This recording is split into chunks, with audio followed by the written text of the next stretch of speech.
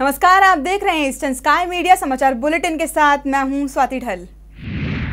Tripura tribal area autonomous district council के चुनावों में लेफ्ट पार्टी ने दोहराया साल 2010 का इतिहास।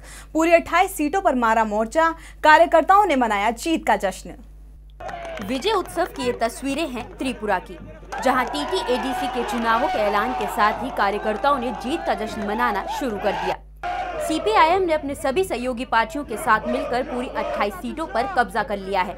इन चुनावों में लेफ्ट पार्टी ने 25 सीटों पर और उनकी सहयोगी पार्टियों communist party of India, revolutionary social party और फॉरवर्ड ब्लॉक पार्टी ने प्रत्येक सीट पर जीत हासिल की है।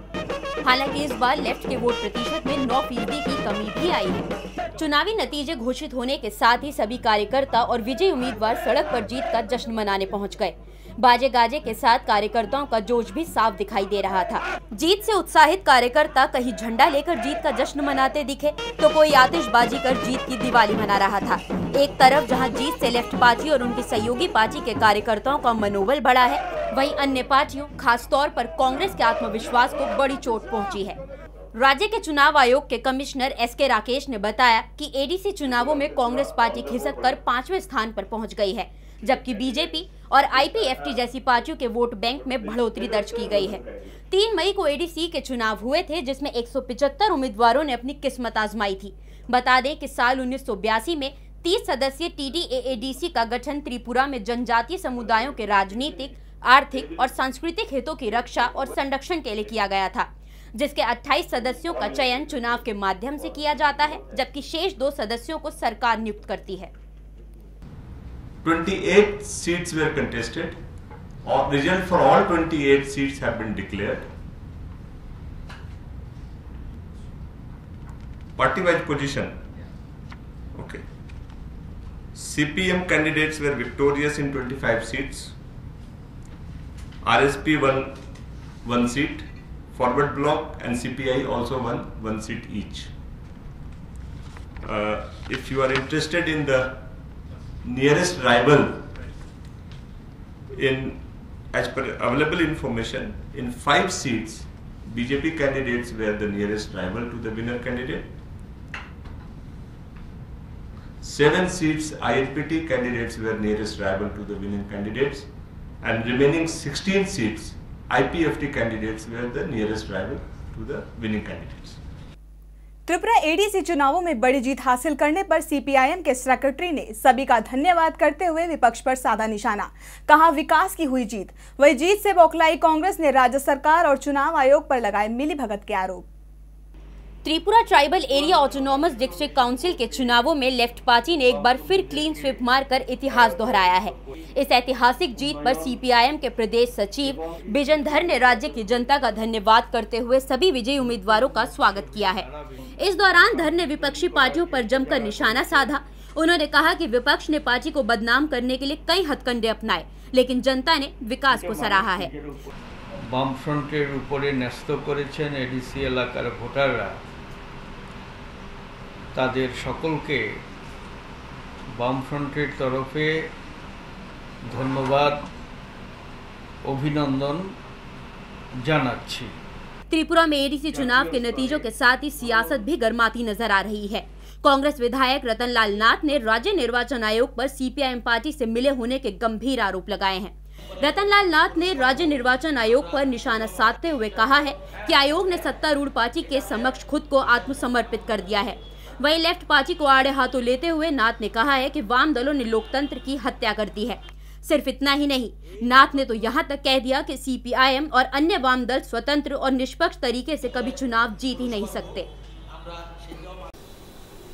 এই নির্বাচন উপলক্ষে রাজ্যবাসী দেখেছে কিভাবে রাজ্য নির্বাচন কমিশন বামফ্রন্টের কাছে নতজানু হয়ে আত্মসমর্পণ করেছে। Total surrender. রাজ্য কমিশন এবং বামফ্রন্ট একে অন্যের পরিপূরক, একাকার হয়ে গেছে।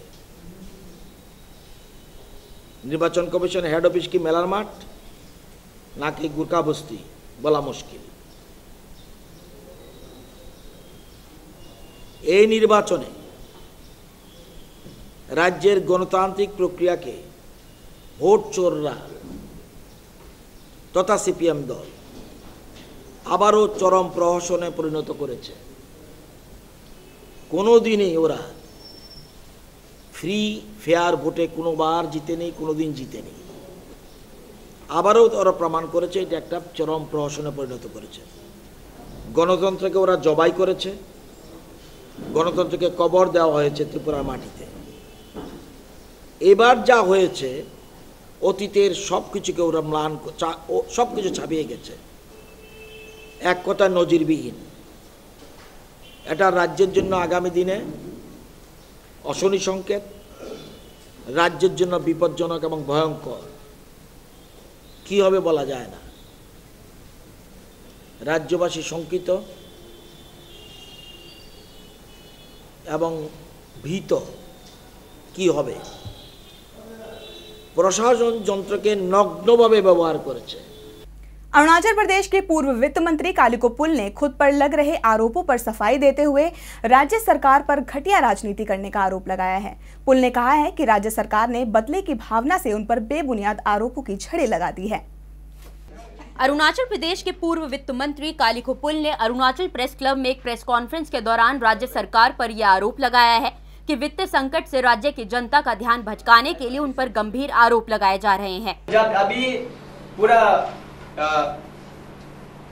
मास जो मूवमेंट हो रहा है, रिएक्शन हो रहा है, रिस्पांस मिल रहा है, तो उसको जस्ट मैंने डाइल्यूट करने के लिए, माइंड को डाइवर्ट करने के लिए ये चीज को लाया है, दूसरा कुछ भी नहीं इसमें। पुल ने कहा कि बिना किसी गलती के उन्हें पद से हटाया गया, लेकिन इसके साथ ही कई और सरकारी अधिकारियों का भी तबादला किया गया है, जो कि गलत है। पुल का कहना है कि राज्य सरकार बेहद ही घटिया राजनीति पर उतर आई है। मैंने भी कोई गलती नहीं किया है, हमको पार्टी से एक्सपेल किया, ड्रॉप किया, हम तो मानता है, लेकिन ऑफिसर का क्या गलती है पॉलिटिक्स में, उनका क्या लेना देना है, तो उनको ट्रांसफर करने का मतलब क्या है। तो ये बहुत ही मैंने नीच और बहुत ही मैंने गंदा खेल हो रहा है। तो लेकिन ये इतना लेवल तक गिरना तो नहीं चाहिए। मैंने फेयर वे में जो प्रॉब्लम है, फाइनेंशियल प्रॉब्लम है, तो सब stakeholder, senior leaders, senior government officers, experts को दे करके इन्वॉल्व करके अभी कैसे सोल्यूशन में लाना है, फाइनेंशियल कंडीशन को कैसे इम्प्रूव करना है, फंड रिसोर्स कैसे मोबिलाइज करना है, ये सब में काम करना चाहिए, ना कि किसी इंडिविजुअल को टारगेट करके वो क्या कर रहा है, कहाँ जा रहा है, क्या करना है, उसको इसको ऐसे करो वैसे उसमें लगा रहेगा, क्या फायदा है। कालिको पुल ने यहाँ तक कह दिया कि राज्य सरकार की अनदेखी की वजह से आज अरुणाचल प्रदेश की वित्तीय स्थिति इतनी खराब है कि प्रदेश दिवालिया होने की कगार पर है और इसका खामियाजा जनता को भुगतना पड़ रहा है। लेकिन स्टेट डूबते जा रहा है, स्टेट डूबते जा रहा है, बर्बाद होते जा रहा है। आज अरुणाचल बैंकरप्सी हो चुका है। आप ये चीज को देखना है। हमने 1 महीना पहले बोला है, ये आज आपके सामने है, आज के ओवरड्राफ्ट में है। धर्मा नहीं मिल रहा है, स्टाइपेंड नहीं मिल रहा है एम्प्लॉयज को, कैजुअल लेबर को धर्मा नहीं मिल रहा है, कॉन्ट्रैक्टर्स का चेक काटा हुआ है लेकिन हाथ में पैसा नहीं आ रहा है, बैंक वाला चेक नहीं दे रहा है। हर बैंक में नोटिस बोर्ड में लगा हुआ है कि अरुणाचल गवर्नमेंट का पेमेंट स्टॉप हो गया है, पेमेंट नहीं मिलेगा, चेक ऑनर नहीं कर रहा है। इससे और ज्यादा खराब सिचुएशन कभी नहीं हो सकती। लेकिन सिस्टम में गलत होने की वजह से, रॉन्ग प्लानिंग होने की वजह से, रॉन्ग एक्सपेंडिचर होने की वजह से, रॉन्ग प्रायोरिटाइज होने की वजह से जो फंड आता है गवर्नमेंट ऑफ इंडिया से डेवलपमेंट के लिए, काम के लिए, वो जस्ट वेस्टेज होता है और पब्लिक सफर कर रहा है। इसके साथ ही पुल ने सवालिया लहजे में राज्य सरकार से पूछा है कि कॉन्ट्रैक्टर्स के पैसे क्यों नहीं दिए जा रहे हैं।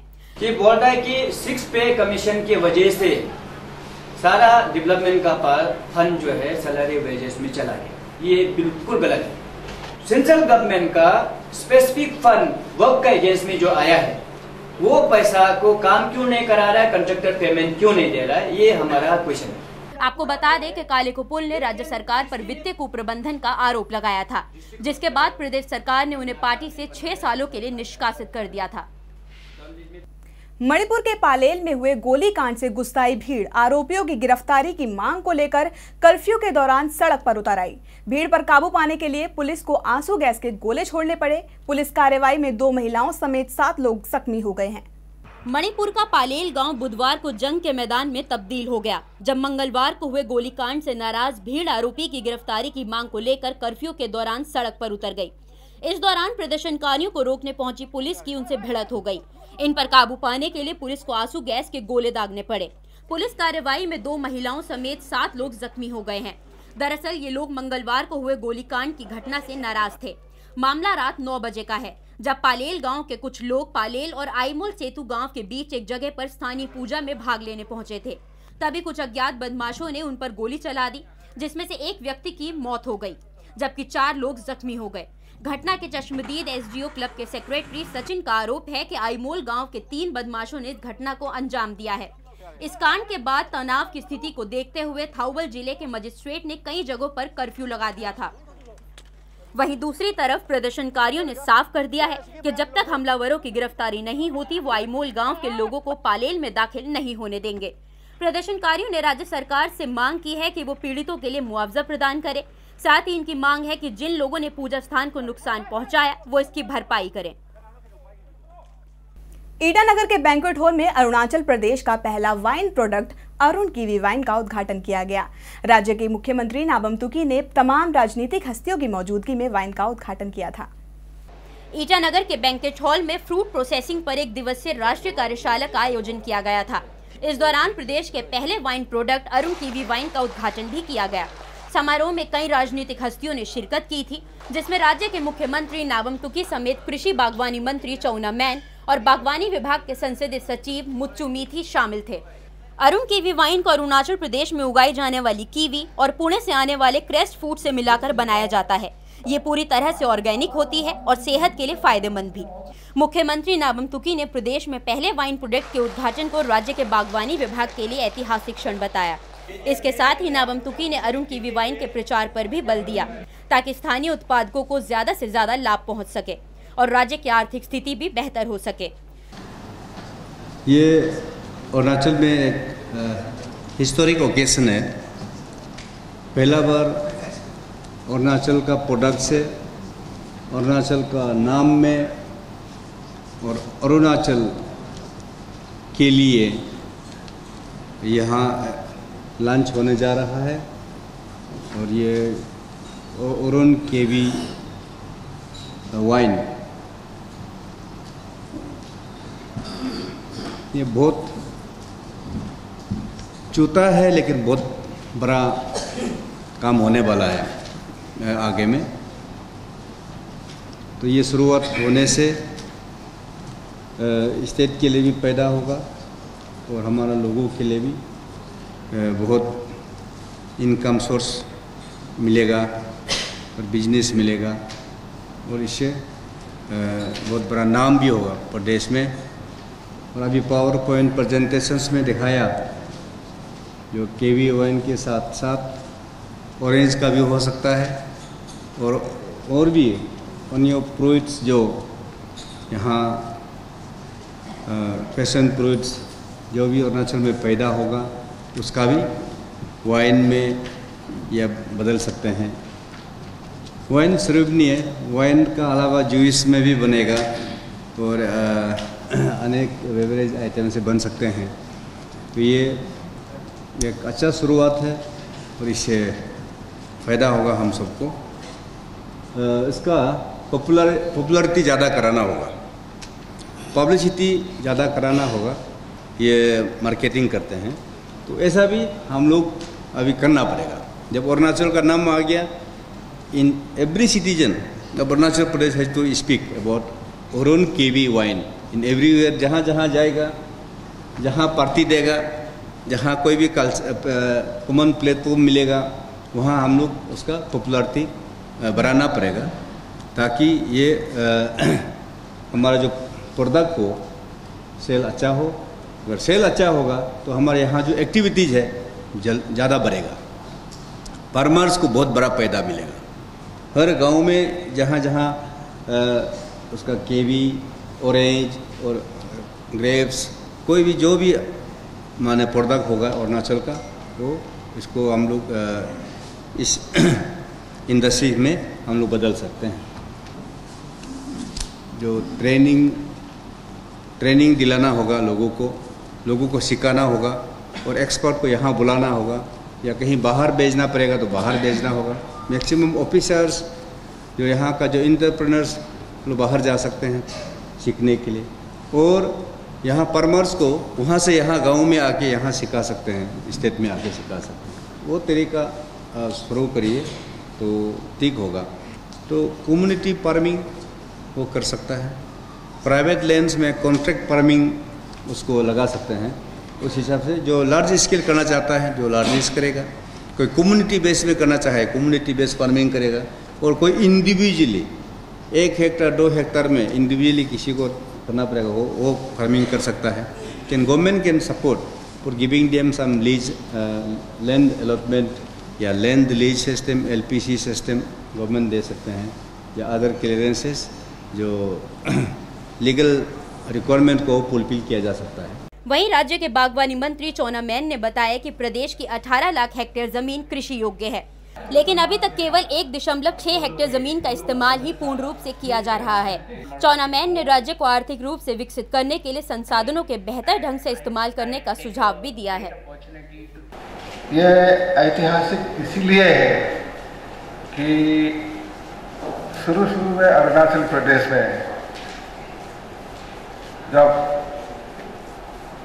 हमारा इंफ्रास्ट्रक्चर फैसिलिटीज नहीं था, रोड कम्युनिकेशन नहीं था, उस समय हमारा जितना भी एग्रीकल्चर हॉर्टिकल्चर प्रोड्यूस है वो घर में जितना अपना से कंज्यूम होता है और अपना जो रिलेटिव्स को, अपना गांव में जितना दोस्त है सबको बिताने का बाद जो रह जाता है वो खराब हो जाता है, वो हमारा डोमेस्टिक एनिमल को खिलाते थे।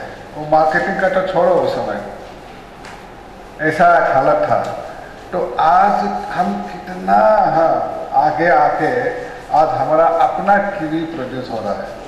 तो आज अरुणाचल प्रदेश में एक रिवोल्यूशन जैसा चला था। इसीलिए मैं बोल रहा हूँ ये हमारा लिए एक ऐतिहासिक दिवस है कि फर्स्ट अरुणाचल में कीवी क्या है हम समझता नहीं था, लेकिन जब कीवी लगाने लग गया तो बहुत जोर। आज इंडिया में, भारतवर्ष में सबसे ज़्यादा कीवी प्रोड्यूसिंग स्टेट हम हैं। कीवी प्रोड्यूस करके एक एक्जोटिक फ्रूट्स है, मार्केट में जा इतना इजीली बिक्री नहीं होता था, लेकिन अभी हमारा जो महाराष्ट्र का ये जो क्या नाम है, ये जो हिलक्रेस्ट फूड एंड बेवरेज के साथ हमारा MOU बन गया। MOU बनने के बाद उन्होंने जो प्रोसेसिंग शुरू किया, प्रोसेसिंग करके अभी जो कीवी वाइन आ गया अरुणाचल प्रदेश के कीवी मार्केट में आ गया। अभी हम अरुणाचल प्रदेश में हम ये जो ऑयल पम्प में भी हम MOU हम कर लिया है। 3 फार्म का साथ हम 3-4 डिस्ट्रिक्ट में MOU कर लिया है और कॉन्ट्रैक्ट फार्मिंग करेगा वो अरुणाचल प्रदेश में। एक समय आएगा आज से 10-15 साल का बाद ऑयल पम्प बहुत जोर से आ जाएगा। तो इसी तरह एक का बाद एक आ जाएगा। मेरा आह्वान है, कल परसों 13 तारीख को हमारा जो सेंट्रल मिनिस्ट्री से आदमी आएगा, हमारा ऑयल पम्प के बारे में यहाँ चर्चा होगा, यहाँ इसी हॉल में, और हम चीफ सेक्रेटरी का कॉन्फ्रेंस हॉल में हम चर्चा करेंगे। और यहाँ बहुत एप्पल होता है, हमारा पाइनएप्पल बहुत ज़्यादा से ज़्यादा होता है। तो ये आप सिर्फ कीवी वाइन नहीं होके, ये एप्पल वाइन, पाइनएप्पल वाइन, ये भी वाइन हो सकता है। पैशन फ्रूट्स, हम जब बचपन थे पैशन फ्रूट हमारा वाइल्ड पैशन बहुत होता है। 2012-13 अरुणाचल डाटा का हिसाब से अरुणाचल प्रदेश में 30,945.2 मेट्रिक टन एप्पल होता है यहाँ, और इसका 14,066 हेक्टेयर में 4,720.5 मेट्रिक टन कीवी होता है 3,452 हेक्टेयर से। 1,70,707 मेट्रिक टन साइट्रस। हमारा ऑरेंजेस, सबसे ज़्यादा ऑरेंजेस नॉर्थ ईस्ट में, सबसे ज़्यादा ऑरेंजेस अरुणाचल प्रदेश में ही होता है। खबरों के इस अंक में फिलहाल इतना ही। नमस्कार।